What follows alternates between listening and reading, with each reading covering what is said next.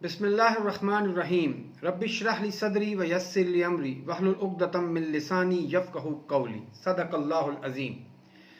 अजीज़ पाकिस्तानियों, आज के व्लॉग में हम बात करेंगे अरशद शरीफ की शहादत का एक साल, सुप्रीम कोर्ट में दो अहम केसेस की समाअत, लाहौर में मोहसिन नकवी ने अपनी अदालत लगा ली और साइफर केस में इमरान खान और शाह महमूद पर फर्द जुर्म आयद कर दी गई। नाजरीन, दिल खून के आंसू रोता है जब भी मैं अरशद शरीफ शहीद की तस्वीर देखता हूँ। जब भी मैं उनका कोई प्रोग्राम देखता हूँ तो आंखें आंसुओं से भर आ जाती हैं और लहजा अल्फाज का साथ नहीं देता। अरशद शरीफ पाकिस्तानी सहाफत का वो रोशन सितारा था जिसने सहाफत में ऐसे नए असलूब मुतारिफ कराए जिनकी पहले मिसाल नहीं मिलती थी। वो तहकीकाती सहाफत में अपना एक अलग ही मुकाम रखता था। जब भी वो किसी मामले की कहानी लेकर आता था तो उस पर उसका रिसर्च वर्क और उसकी तहकीक बहुत तफसीली होती थी। वो अहम नताइज अखज़ करता था और फिर एक स्टोरी की सूरत में उन्हें कौम के सामने पेश करता था। यही वजह है कि पाकिस्तान में मुनज़्ज़म जराइम, ख़ुसूसन करप्शन और मनी लॉन्ड्रिंग पर जितनी तफसीली और तहकीकी सहाफत अरशद शरीफ ने की, उसकी कोई दूसरी मिसाल नहीं मिलती। यही वजह है कि पाकिस्तानी कौम का खजाना लूटने वाले चोरों और मनी लॉन्डरों की नजरों में अरशद शरीफ हमेशा से खटकते थे। रजीम चेंज साजिश के बाद अरशद शरीफ की आवाज वो सबसे बुलंद आवाज थी जिसने इस जुल्म के खिलाफ, इस लाकानूनियत के खिलाफ सदाए एहतजाज बुलंद की। और यही वजह है कि अरशद शरीफ शहीद कर दिए गए। अरशद शरीफ की शहादत को एक साल गुजरा है, लेकिन ऐसा लगता है सदियां गुजर गई। अरशद शरीफ की याद हमारे जहनों से कभी महव नहीं हो सकती। अरशद शरीफ हर मुहिब्बे वतन पाकिस्तानी, हर जी शऊर इंसान और पाकिस्तान से मोहब्बत करने वाले हर इंसान के दिल में बसता है, उसकी सोचों का एक हिस्सा बन चुका है। इंशाअल्लाह रहती दुनिया तक अरशद शरीफ का ना सिर्फ नाम एक रोशन सितारे की तरह जगमगाता रहेगा, बल्कि उसका लहू भी इंशाअल्लाह रंग लाएगा। अरशद शरीफ का जनाजा पाकिस्तान की तारीख के बड़े जनाजों में से एक था। इमाम अहमद बिन हंबल फरमाते थे कि इंशाअल्लाह हमारे जनाजे हमारे हक पर होने की गवाही देंगे। यकीनन अरशद शरीफ शहीद के जनाजे ने गवाही दी कि वो हक पर थे। अरशद शरीफ शहीद की शहादत ने बहुत से सवालात को जन्म दिया। सबसे पहला सवाल कि आखिर वो कौन सी कुव्वतें थी, वो कौन से अनासर थे जिन्होंने अरशद शरीफ को पाकिस्तान छोड़कर जाने पर मजबूर किया। वो कौन सी कुव्वतें थी जिन्होंने अरशद शरीफ पर पाकिस्तान में मुतअद्दिद FIR दर्ज करवाई। और फिर वो कौन सा अहम शख्स था जिसने दुबई से अरशद शरीफ को निकल जाने पर मजबूर किया। और फिर वो कौन से कुव्वतें थीं जिन्होंने अरशद शरीफ को शहीद कराया। बरतानवी इंटेलिजेंस एजेंसी MI6 की एक खुफिया रिपोर्ट मंजर आम पर आ चुकी है। MI6 रिपोर्ट के मुताबिक पाकिस्तान में आले शरीफ का खानदान वो खानदान था जो अरशद शरीफ का मुसलसल ट्रैक रखे हुए था, और यही वो खानदान था जिसको पहले से आगाही थी कि अरशद शरीफ को कत्ल किया जाना है। यही वो खानदान है जिसने अरशद शरीफ की शहादत पर सबसे ज्यादा घटिया ट्वीट्स की, खसूसन मरियम नवाज ने। और यही वो खानदान है और इनके स्पोक्स पर्सन हैं जिन्होंने अरशद शरीफ की शहादत को जराइम पेशा अफराद से उसके तसादम का एक नतीजा करार देने की कोशिश की। सच तो यह है कि अरशद शरीफ का एक इंतहाई पालतू मगर खतरनाक उजरती कातिल नासिर भट्ट इस कत्ल के पीछे असल शख्स है। मरियम नवाज अरशद शरीफ से सख्त बुग़्ज़ और कीना रखती थी और उसने ही नासिर भट्ट को एक टास्क दिया कि अरशद शरीफ को कत्ल कराया जाए। कीनिया जैसी एक बनाना रिपब्लिक में कातिल ढूंढना और उनको चंद $1000 देकर अरशद शरीफ जैसे एक बेज़रर इंसान का कत्ल कराना कोई बड़ा काम नहीं था।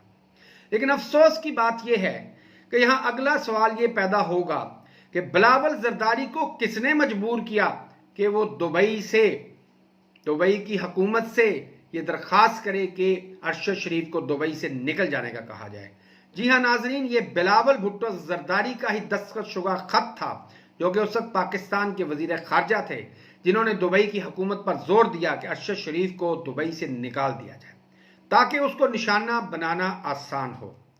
ये सवाल बिलावल भुट्टो से पूछा जाता रहेगा जब भी सहाफत आज़ाद होगी और बिलावल का गिरबान सहाफ़ियों के हाथ में होगा तो ये सवाल पूछा जाएगा।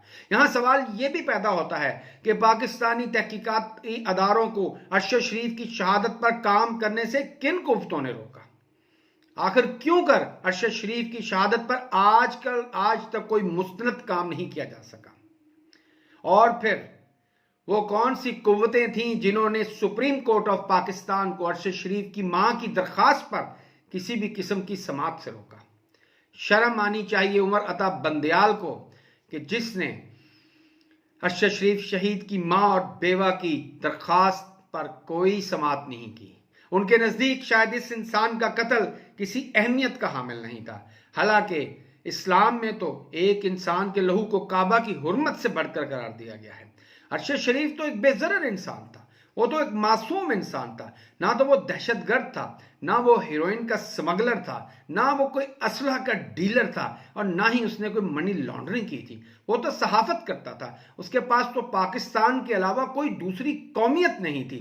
उसके तो सारे के सारे असासे भी पाकिस्तान में थे। मगर आखिर ऐसा क्या हुआ कि उसे जान बचाने के लिए मुल्क छोड़कर जाना पड़ा? इंशाअल्लाह वो वक्त दूर नहीं जब इन सवालात के जवाब इस कौम को मिलेंगे, और जरूर मिलेंगे। और जब भी ये सवाल मिलेंगे तो अरशद शरीफ के मुजरमों की गर्दनें फांसी के फंदों की गिरफ्त में भी आएंगी, चाहे उनकी कब्रों से निकाल कर ही उन्हें फांसी पर क्यों लटकाना पड़ेगा, इंशाअल्लाह। क्योंकि मैं जानता हूं, मेरा कुरान फरमाता है वल्लाहु खैरुल माकिरीन, कि ए इंसानों तुम जो मर्जी प्लानिंग करते रहो, जैसे मर्जी मंसूबे बनाते रहो, वल्लाहु खैरुल माकिरीन, मगर अल्लाह ही है जो सबसे, बेशक अल्लाह ही है जो सबसे बड़ा कारसाज है, जो सबसे बड़ा मंसूबा साज है, जो सबसे बेहतर चाल बनाने वाला है। और इंशाअल्लाह जब अल्लाह का मंसूबा आएगा, जब अल्लाह का हरकत में आएगा कानून, तो फिर देखिएगा कि कैसे अरशद शरीफ शहीद के कातिलों की गर्दनें होंगी और हमारे हाथ होंगे इंशाअल्लाह। आज की दूसरी अहम नुक्ता साइफर का केस है।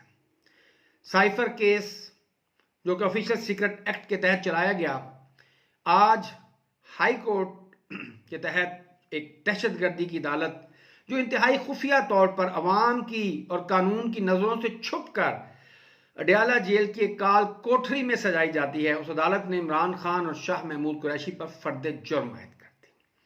ये जुर्म क्या है? ये जुर्म ये है कि उन्होंने कौमी राज अफशा कर दिया है।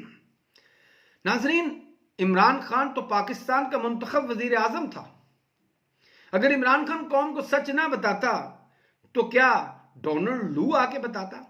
अगर इमरान खान अपनी कौम के साथ अपने दिल की बात ना करता तो क्या नरेंद्र मोदी आके करता?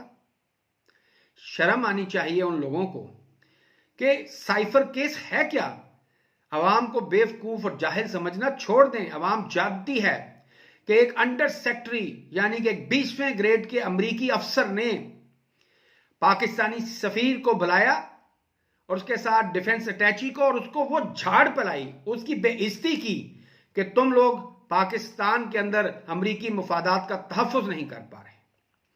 और फिर न जाने किससे मुतालबा किया कि अगर आप इमरान खान की हुकूमत का तख्ता उलट देते हैं तो आपको कुछ नहीं कहा जाएगा, लेकिन अगर आपने ऐसा ना किया तो फिर अमरीकी सरकार आपको उल्टा लटका देगी। ये रियासत पाकिस्तान थी या किसी दरबारी का कोठा था? ये कोई तवाइफ का कोठा था? ये तो पाकिस्तान की रियासत थी। एक अमरीकी सरकारी अफसर कैसे रियासत पाकिस्तान को ऐसे धमकी दे सकता था?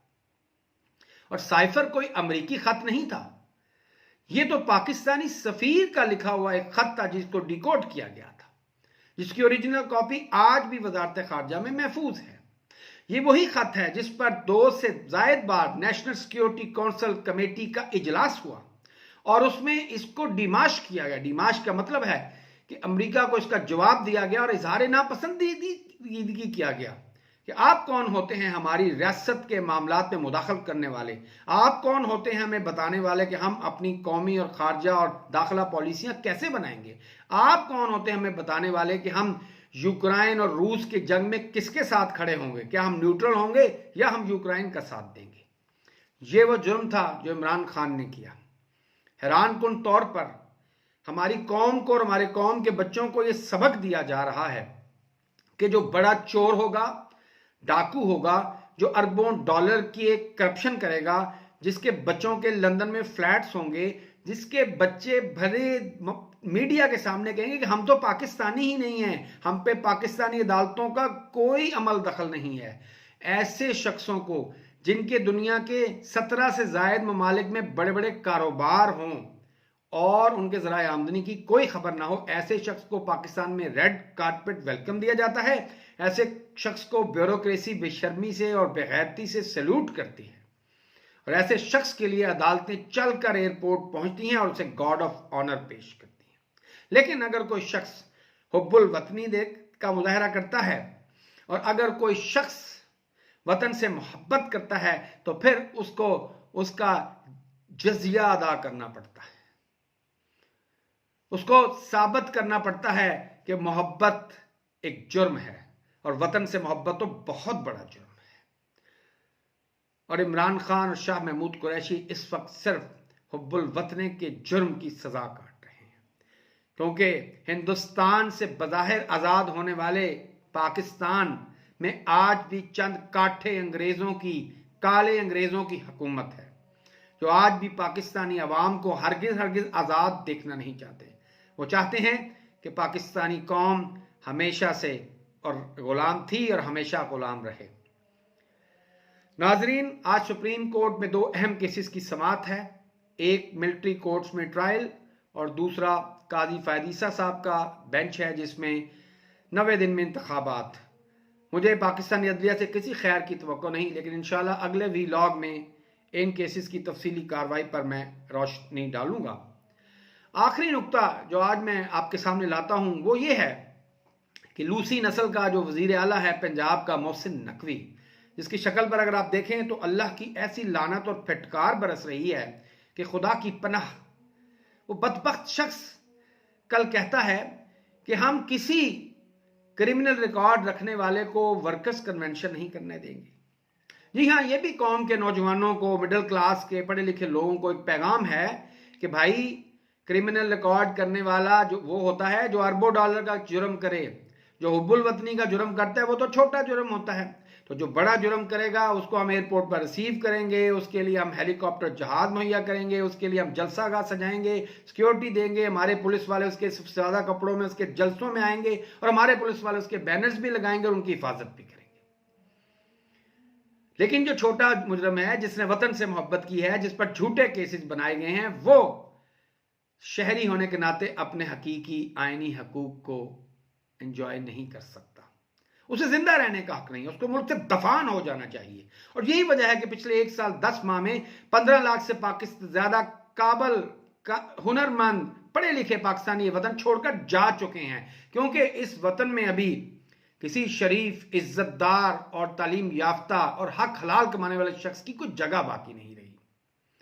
और हाँ, जराइम पेशा अफराद जौक दर जौर आ रहे हैं और उनको रियासत VVIP प्रोटोकॉल दे रही है, अच्छा सबक दे रहे हैं हमारी कौम को। मुझे उम्मीद करता हूं कि हमारे नौजवान इन असबाब को अपने जहनों में और अपने दिलों में महफूज रखेंगे। अल्लाह पाकिस्तान का हामी नासिर हो, अल्लाह आप सबको हिफ्ज़-ओ-मान में रखे। पाकिस्तान जिंदाबाद, पाक फौज, पाकिस्तान जिंदाबाद, पाकिस्तानी अवाम पाइंदाबाद। शुक्रिया, वस्सलाम।